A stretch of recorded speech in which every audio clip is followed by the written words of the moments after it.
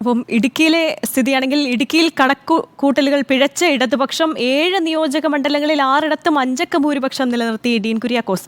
ഉടുമ്പൻചോലയിൽ മാത്രമാണ് ലീഡ് നിലയിൽ അല്പം കുറവുണ്ടായത്. വിവരങ്ങളുമായി സന്ദീപ് രാജാക്കാടാണ് ചേരുന്നത്. സന്ദീപ്, ഇന്നലെ നമ്മൾ കണ്ടതാണ് വ്യക്തമായ കൃത്യമായ ഭൂരിപക്ഷത്തോടെ ഡീനിന്റെ ലീഡ് ഉയരുന്നത്. അതിലൊട്ടും മാറ്റമുണ്ടായിരുന്നില്ല. തുടക്കം മുതൽ തന്നെ ലീഡ് ഉയർത്തി ഡീൻ മുന്നോട്ട് പോകുന്നു. അപ്പം ഇടതുപക്ഷത്തിനേറ്റ കനത്ത തിരിച്ചടി എന്ന് തന്നെ പറയേണ്ടിയിരിക്കുന്നു. ഇടതുപക്ഷത്തിന് ഉടുമ്പൻചോലയിൽ മാത്രം ഭൂരിപക്ഷം നേടാനാവുന്നു എന്ന് പറയുന്നത് തന്നെ പാർട്ടി നേതൃത്വത്തിനുള്ളിൽ എത്തരത്തിലാവും ഇതിനെ വിലയിരുത്തുക? Good morning Binilan Arya.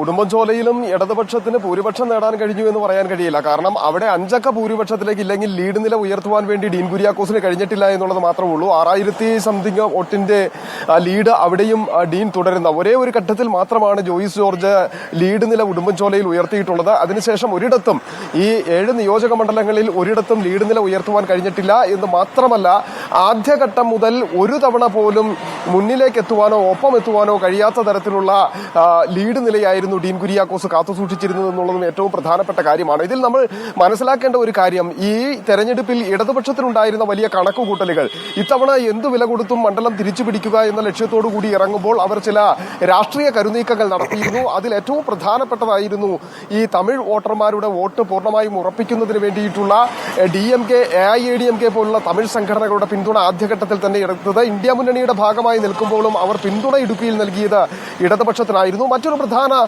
കാര്യമായി അവർ ഉയർത്തിക്കാട്ടിയിരുന്നത് കേരള കോൺഗ്രസിന്റെ പിന്തുണയാണ്. 2019 തെരഞ്ഞെടുപ്പ് നടക്കുമ്പോൾ 1,71,053 വോട്ടിന് ഡീൻ കുര്യാക്കോസ് വിജയിക്കുമ്പോൾ അന്ന് കേരള കോൺഗ്രസ് UDF-നൊപ്പമായിരുന്നു. ഇത്തവണ അവർ ഇടതുപക്ഷത്തേക്ക് ചേക്കേറുമ്പോൾ, ഇല്ലെങ്കിൽ ഇടതുപക്ഷത്തിനൊപ്പം നിൽക്കുമ്പോൾ ആ വോട്ടുകൾ പൂർണ്ണമായും ഇടതുപക്ഷത്തിന്റെ പെട്ടിയിലേക്ക് എത്തുമ്പോൾ ഉണ്ടാകുന്ന ഒരു ലീഡ് നിലയിലെ മാറ്റമാണ് ഇടതുപക്ഷം നോക്കിക്കണ്ടിരുന്നത്.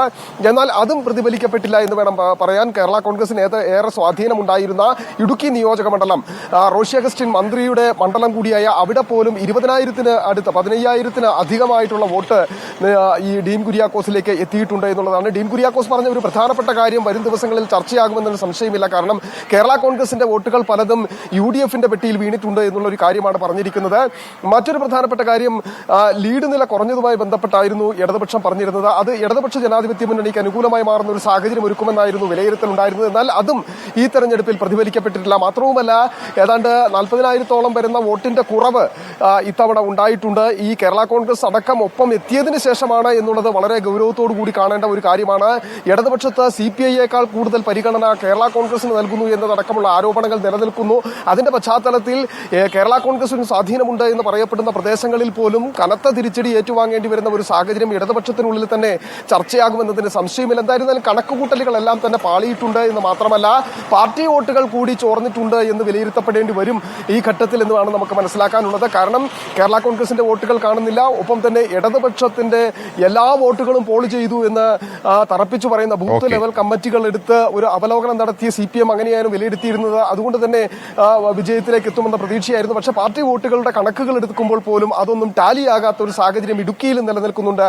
ഇടുക്കിയിലെ പാർട്ടി വോട്ടുകളും ഇടതുപക്ഷത്തിന്റെ വോട്ടുകളും കേരള കോൺഗ്രസിന്റെ വോട്ടുകളെ സംബന്ധിച്ചുള്ള വ്യക്തത വരുത്തേണ്ടതുണ്ട്. മറ്റൊരു പ്രധാനപ്പെട്ട കാര്യം നമ്മൾ മനസ്സിലാക്കേണ്ടത്, NDA ഈ തെരഞ്ഞെടുപ്പിൽ NDAക്ക് വോട്ട് കുറഞ്ഞിരുന്നെങ്കിൽ ഏറ്റവും കൂടുതൽ ചർച്ചയാകുന്നത് UDF, NDA അല്ലെങ്കിൽ BJP ഒരു വോട്ട് ഷെയർ അല്ലെങ്കിൽ വോട്ട് കച്ചവടം നടത്തിയെന്നതായിരുന്നു.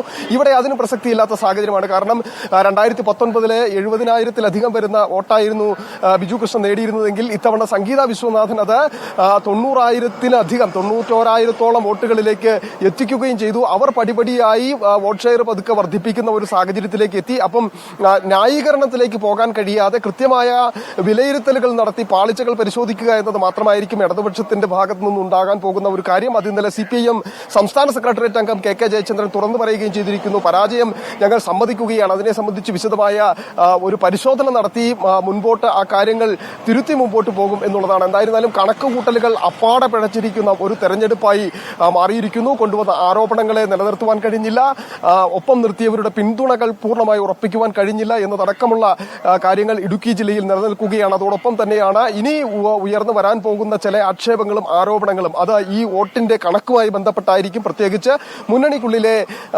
ഘടകകക്ഷികളുടെ വോട്ട് ഷെയറുമായി ബന്ധപ്പെട്ടുള്ള ചർച്ചകൾ കൂടി ഉണ്ടാകുമെന്നതിന് സംശയമില്ല. എന്തായിരുന്നാലും കനത്ത തിരിച്ചടിയാണ്.